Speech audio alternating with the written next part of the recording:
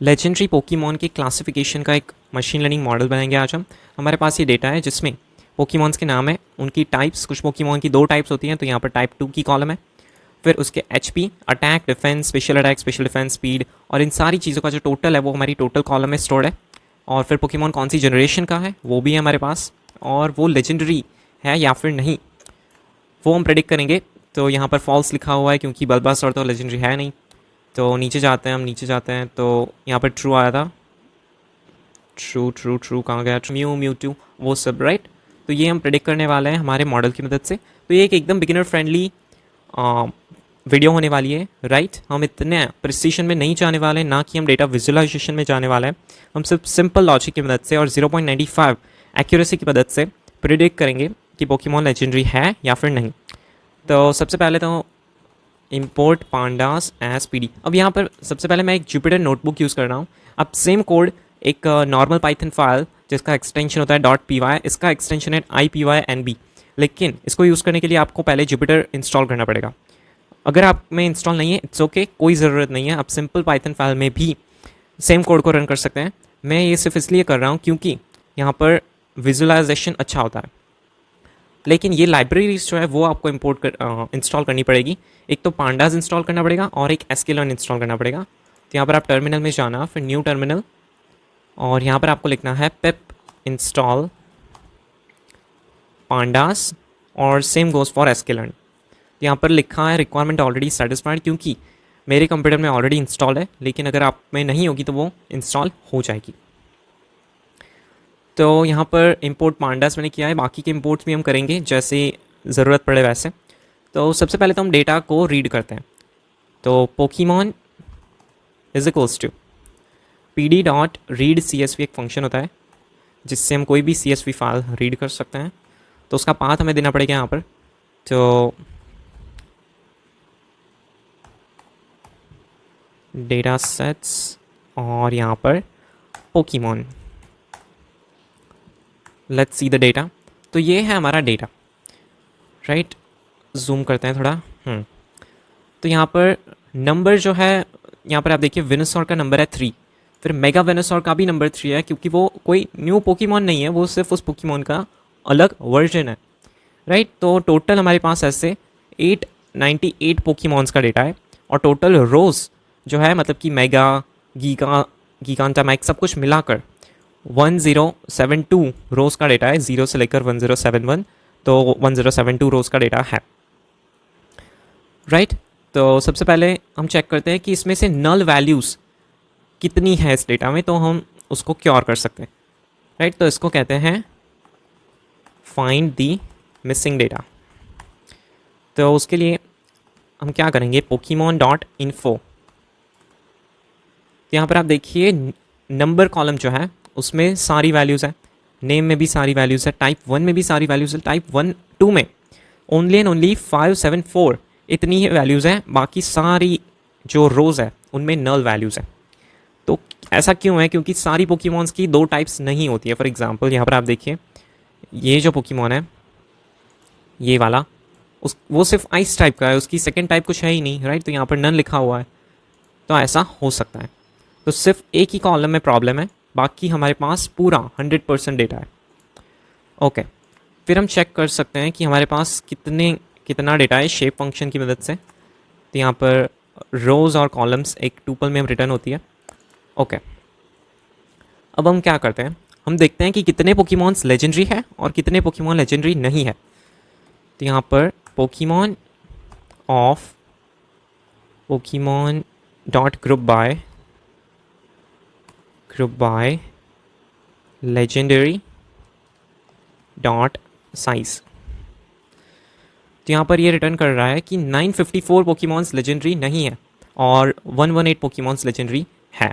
Okay, और सिर्फ only legendary Pokémon का अगर आपको डेटा चेक करना है तो वो भी हम कर सकते हैं। पोकीमॉन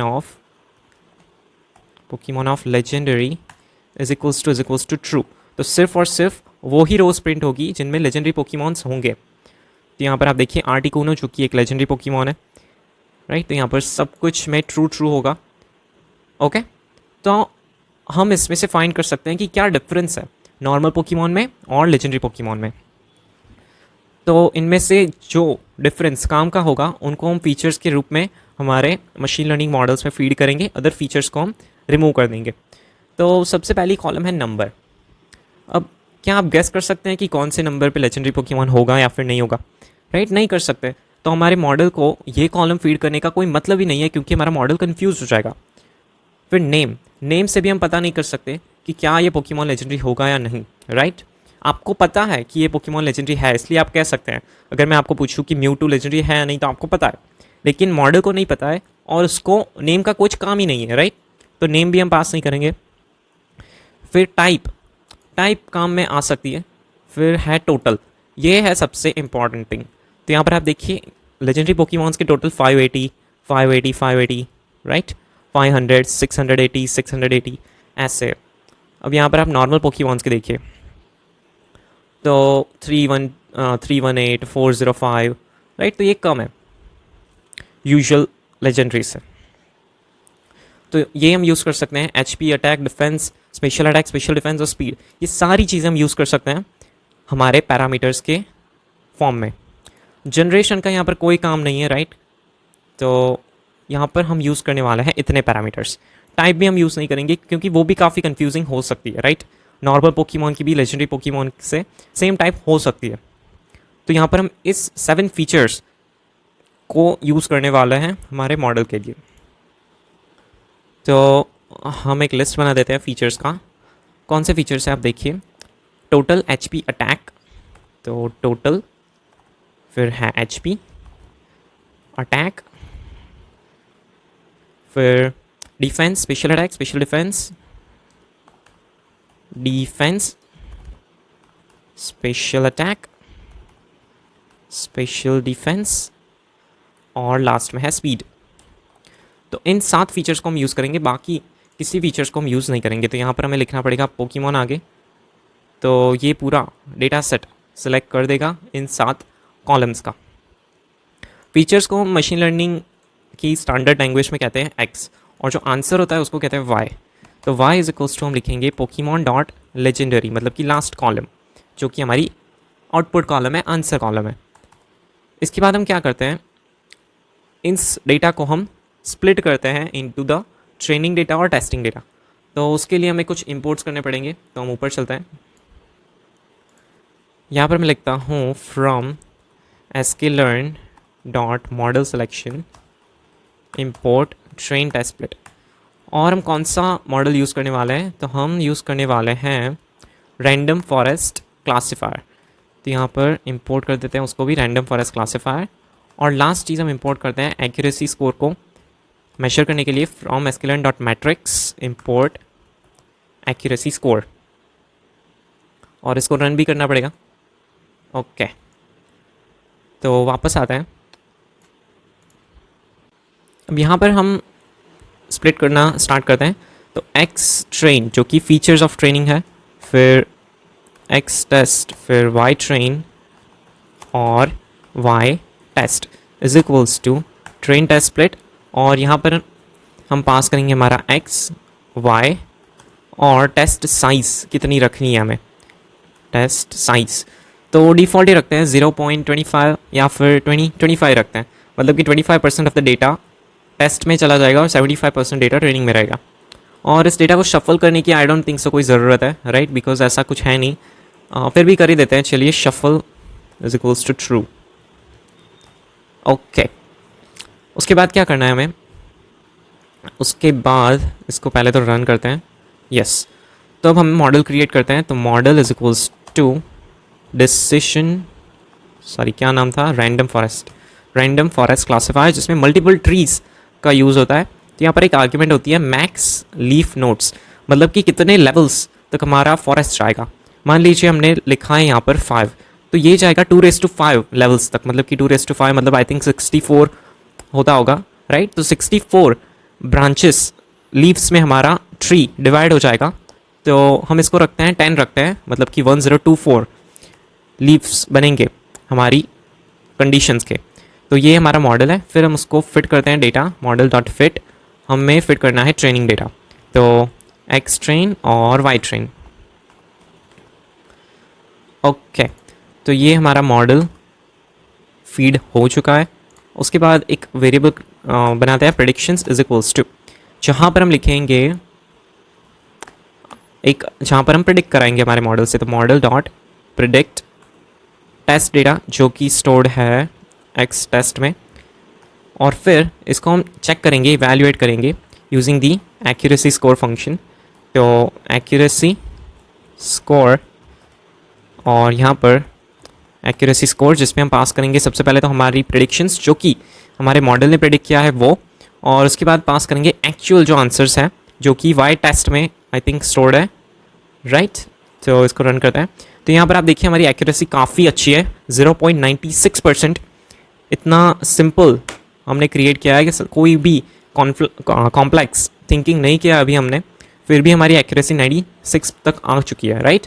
तो अब हम क्या करते हैं, अब एक काम करते हैं, यहाँ पर हमारे पास ओनली एंड ओनली कितनी जनरेशन्स का डेटा है आपने देखा, मतलब कि 898 पोकीमॉन्स का ही डेटा है। तो हम एक काम करते हैं, इसकी आगे की पोकीमॉन्स भी आ चुके हैं, तो हम उनके लेजेंडरी पोकीमॉन्स का डेटा हमारे मॉडल से प्रिडिक्ट करवाते हैं और चेक करते हैं कि क्या वो प्रिडिक्ट कर पाता है या फिर नहीं।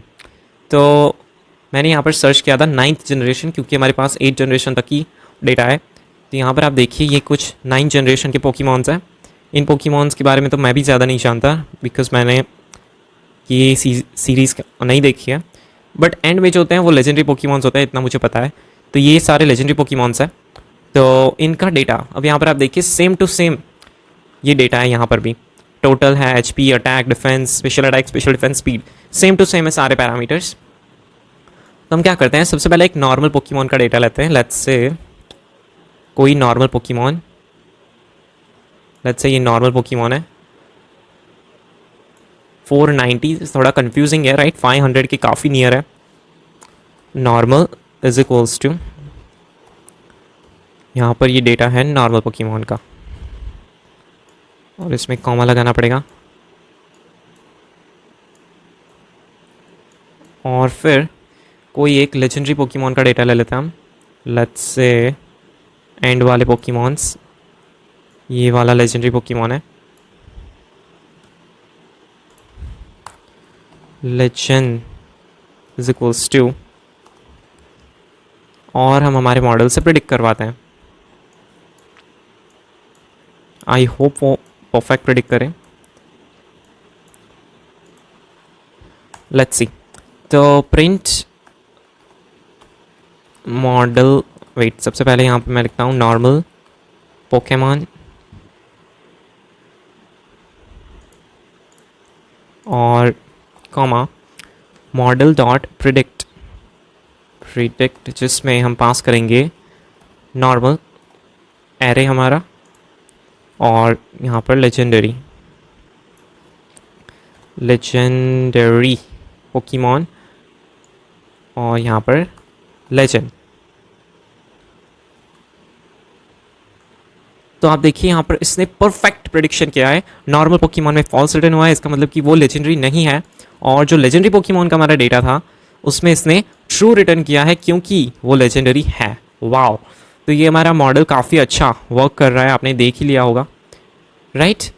तो ये हमारा मॉडल रेडी है। हम इन सारे कोड्स को सिर्फ एक पाइथन फाइल में सेव कर सकते हैं। ये विजुअलाइजेशन के लिए मैं जुपिटर नोटबुक का यूज़ करता हूँ, और मैं रिकमेंड करता हूँ कि आप भी इंस्टॉल कर ही दीजिए जुपिटर नोटबुक अगर आप सीरियस हैं मशीन लर्निंग और डेटा साइंस के बारे में, राइट। तो ये था हमारा लेजेंडरी पोकीमॉन क्लासिफिकेशन का beginner friendly machine learning model.